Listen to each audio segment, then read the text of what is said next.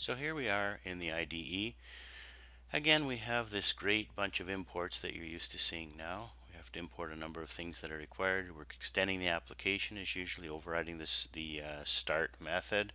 And now let's get busy and look at what we're going to actually be doing here. Well, we're defining a pane to put all our text in, and that's the first thing we do. And then we set padding for the pane of 5 pixels, top, left, bottom, and right.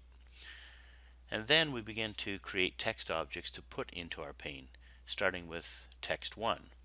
Text1 is defined to be at coordinates 20, 20 for x and y respectively, and the string is programming is fun. We then set the font on our text1 object to be Courier with a font weight of bold, font posture italic, and 15 point for the size.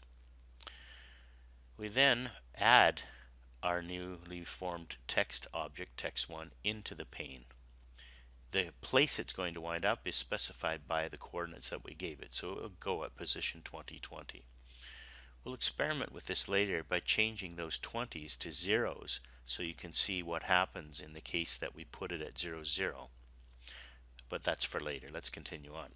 We create another object called text2, another text object, and this time it's at coordinates 60, 60, and this string says programming is fun, and there's an embedded new line character right here between fun and display, and then it continues display text. So this string of text is understood now to split over 2 lines.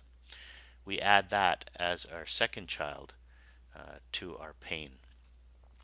We then create a third text object called text3. We give it coordinates x equals 10, y equals 100, and the string is the same as the one above, split over 2 lines with a new line character embedded inside. This one we're going to set the fill color to red for the text.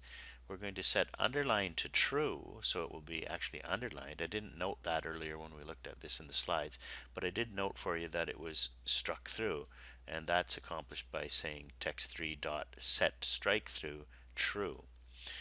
After we set that all up, we then go ahead and drop it in our pane right here by adding another child to our pane. And of course the bottom stuff we've seen time and time again, we don't need to go through that. Let's go ahead and run this and see what it looks like with no changes. So there it looks just like what you saw in the example on the slide earlier, except the slide I don't think showed the color, but in fact this is red as we asked it to be because we used a fill color of red for that particular object, which was text3. Now let's change the coordinates from 2020 to 0, 0 so you can see what happens to this string here. Programming is fun. I won't close this box so we can compare the two. Let's go and change this 20 to a 0 and this 20 to a 0 and rerun the demo.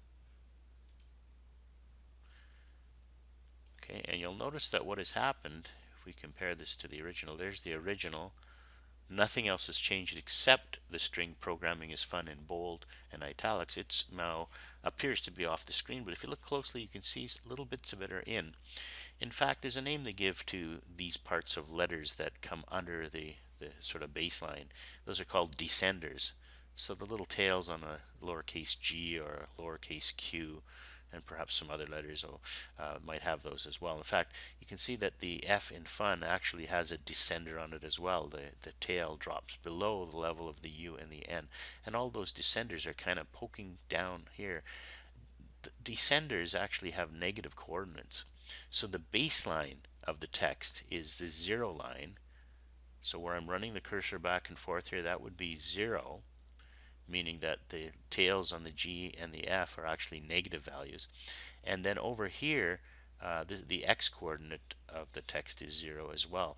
So that's the origin, 0, 0, and that's going to be at literally location 0, 0, the way we did it here by not doing 20, 20, but rather 0, 0, which means this part of the P that you see at the tip of my cursor is actually going to be located roughly here now in the pane, and that's why most of the string is outside of the window, but the little descenders are actually coming down in. So do be aware of that when you're using these coordinates, that these place you specify the text to go is referring to the baseline and the far left side. I just described it more simply as the bottom left corner of the text, but I'd forgotten about the fact that descenders could be in there too and have negative values and actually go below the baseline. So the right way to describe it is not so much bottom left corner, although that's a general description that's good enough in most cases, but it's actually the left side and the baseline of the text. That's where the coordinates are based on. So now you know that.